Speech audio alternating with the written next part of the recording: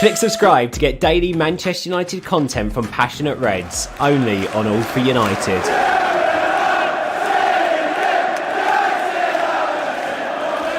No, I'm just asking whether that setup sort of affected how Martial was able to get into the game. I think it's affected everybody. I think that this style that Ollie plays, I don't really know what our style of play is, and I've said this before. Nobody can really sort of describe it, any sort of philosophy. But it does work at times because attack players are given freedom. Bruno's given freedom to roam. Rashford's given space in behind.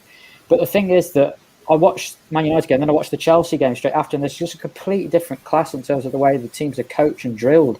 And people might say, you know, I'm not true. Well, if you watch both the games back, it's just a completely different setup. And I know Chelsea have got more competent midfield players. That's true. Of course they have.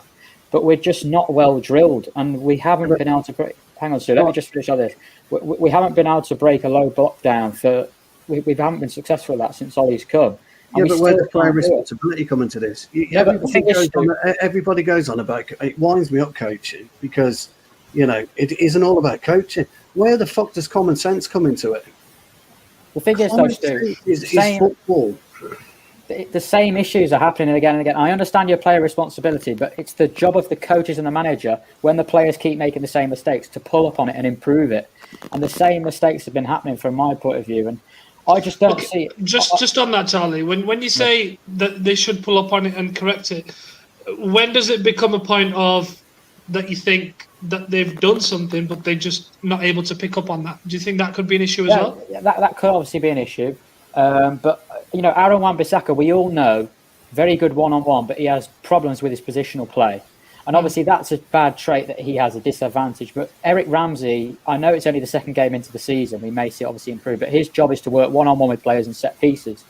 But it hasn't improved. There's no improvement. Whether Wan-Bissaka's just not concentrating in games. Charlie, with respect though, you said it then, it's 2 games in and you can't, and this idea that Man United don't have a style of play is completely silly as well, I think, because so many teams seem to have this one style of play that is very, and can sometimes become very predictable for oppositions to cater. Man United don't have one style of play, and that to me is a good thing. It means that we can be unpredictable. But we always try and look for space to exploit. We always try fast progressive play and a roaming number 10. And giving the creative players we have in our team freedom to create. It's like Stu says, it's not all about coaching. These players are professional footballers who have the responsibility on their shoulders to create something as well. It's not just the coach going, oh, right, well, it's a particular style of play that we have to play. It's not. We want to be unpredictable. We don't want just this rigid one style of play. We want to keep changing, adapting and being unpredictable for other teams.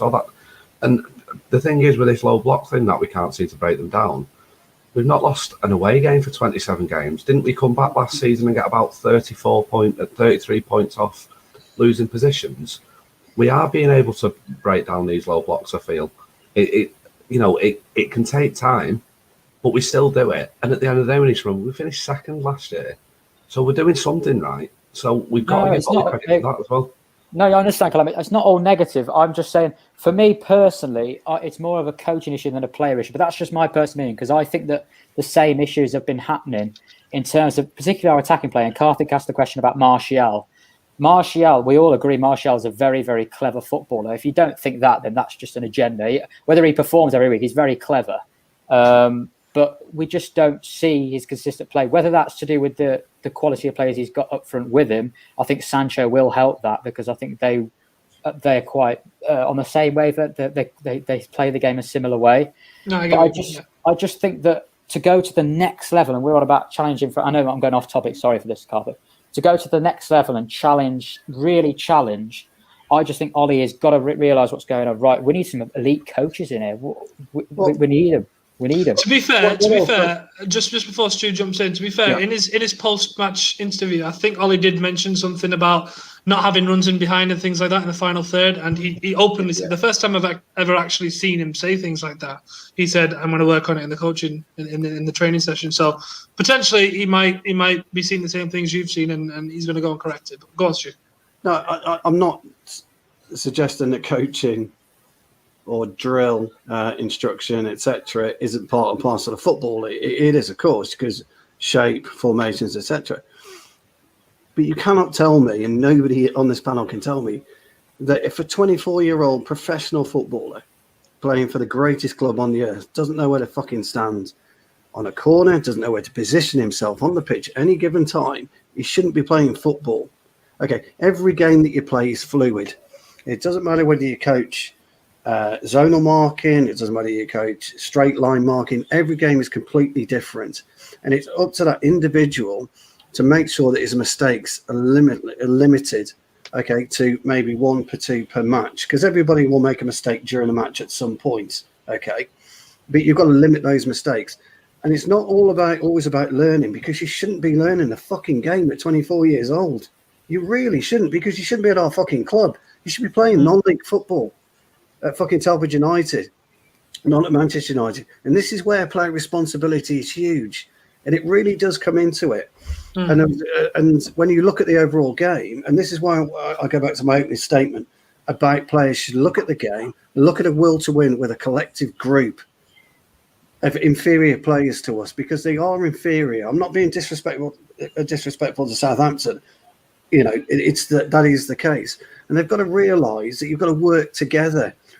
You've got to be able to communicate together. How many times today did De Gea come off his line and claim a cross? Oh, I've got a lot to say on that. Let's not start on that. Sorry, I'm just utilising that. How many times did Maguire give the ball away in stupid areas because he wasn't concentrated?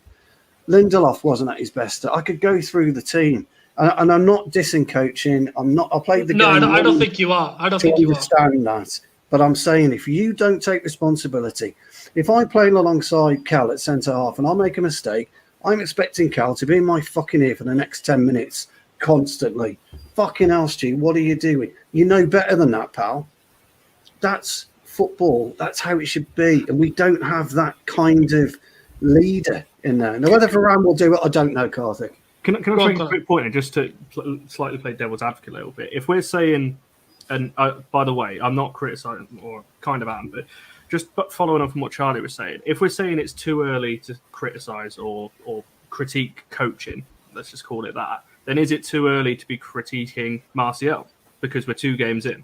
Just a point to throw out there. That is a potential way of looking at it, and I think there's a balance to be found between what Charlie's saying and what Stu's saying. I think they've both got merit.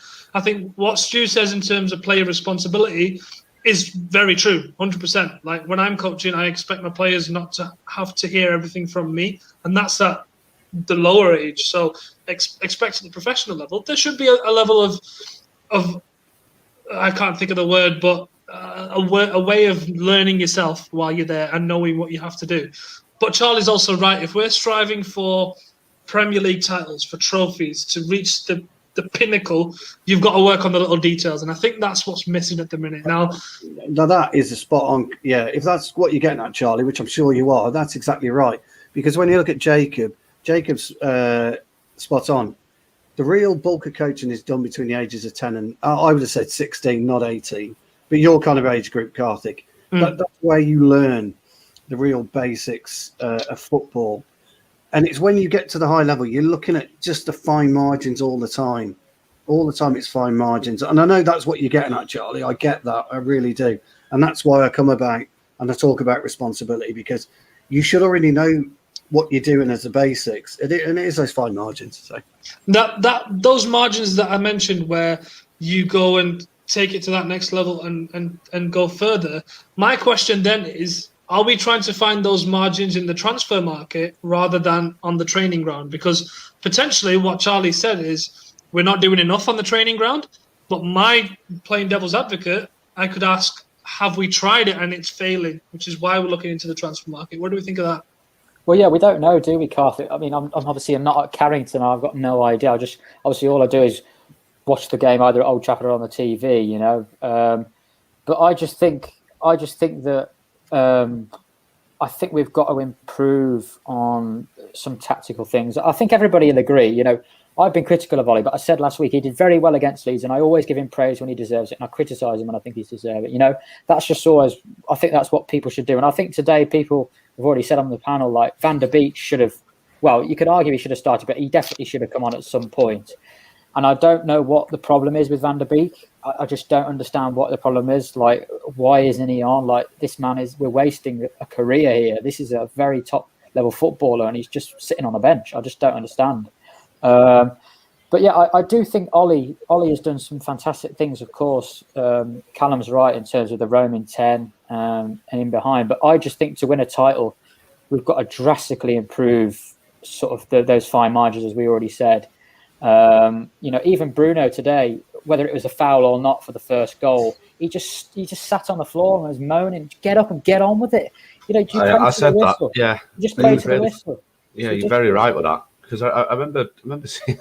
I mean, I don't really know what everyone thinks about that little tackle on Bruno, to be honest, because good tackle. I thought it was a fantastic tackle. Yeah, I love it. Yeah, I don't think it was. I don't think it was a foul at all. But when he's frigging jumping on the floor and moaning at the referee, get off your ass. Like, he's not blown it. Get the ball back, and then when there's a breaking play, then go speak to the referee about it. It's really frustrating when I see anybody do that. Never mind our own players. So it's quite. It pisses me off that we've had to see one of our own players just whinge and moan. And I mean, I know I whinge and moan, but there's no need. I do plenty of it as well, mate. Sorry, Matt, what did you say? Ultimately, Charlie, if the goalkeeper didn't play to the whistle, we wouldn't near the end of it, would we? Yeah.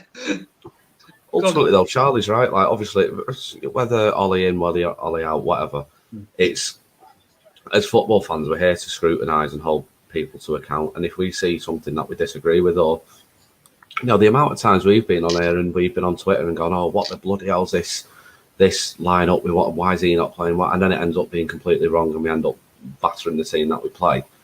Ultimately, we always want to be wrong when we're holding these people to account and scrutinising and critiquing them. But it's not a bad thing. You can criticise a manager for when you think he gets it right, and you can praise him for when you think he gets it wrong. You know what I mean, other way around.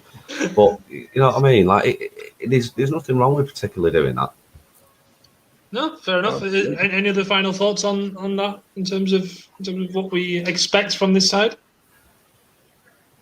No, I think we covered it, actually, to be honest. I think we've all kind of had our own say, but we've all come down to the same kind of decision about it. We all agree. We have different views of doing it. And I think, everyone's exactly right. So